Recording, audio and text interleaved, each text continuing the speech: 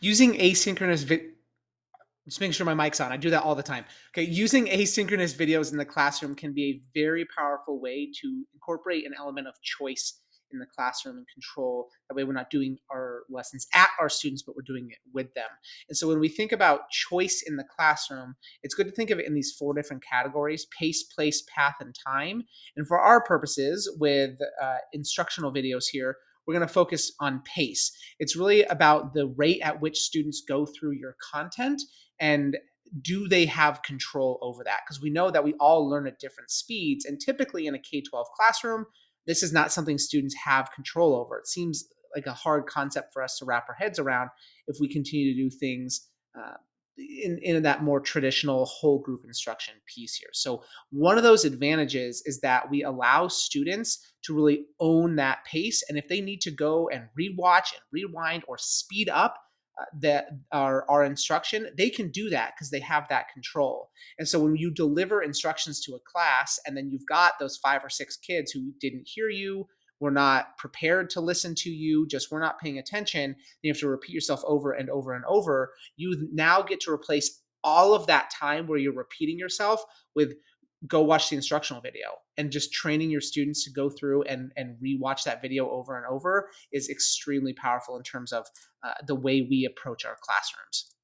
So there's some other reasons that we may use instructional videos in the class. The first is that this is truly the most authentic way to turn yourself into a facilitator of learning. So that sage on the stage versus guide on the side. This is truly that guide on the side because you can facilitate that learning because you are no longer tethered to the entire group. You are working in small groups, you're working one on one because students can move at their own pace there. This also allows you to break those confines of the four walls of your school. So providing students that everywhere access to your content is so powerful. And then this is another way to meet the needs of a variety of levels of learners. So it's video itself isn't more engaging in the sense that like it's going to be inherently more interesting because if we think about SAMR, substitution, augmentation, modification, redefinition, this is truly that substitution piece where we were lecturing and now we are substituting that lecture into that asynchronous video piece, but there are so many other advantages that come along with that. So just some recommendations as you start getting into your videos, that this one take piece, right? So I mean, I didn't start this video off perfectly here. I had to check to make sure my microphone is on. The amount of times that I have messed up and had to turn on my microphone because I forgot, I can't count those. But I'm going to leave that in. It makes it a little bit more personal and a little bit more relatable, but also it saves you time, which is huge. Keeping it very simple, so making sure your videos are not super long. 6 to 9 minutes is that ideal piece there in terms of engagement and holding students' attention, but also not covering a super wide breadth of information in there, and then keeping it short with just that 6 to 9 minutes.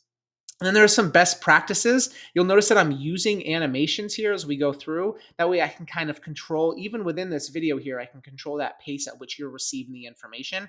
I'm not just dumping everything on you all at once.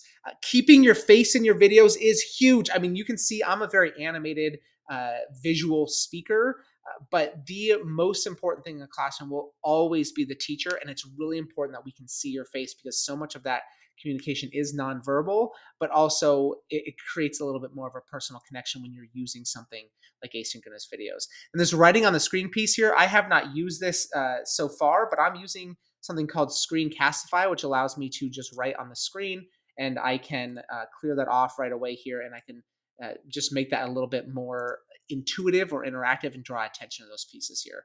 And then oops, got to go back so I can click. There we go. And the use of subtitles. You may or may not have those enabled, but you'll notice that I'm using Screencastify and I uploaded this video to YouTube.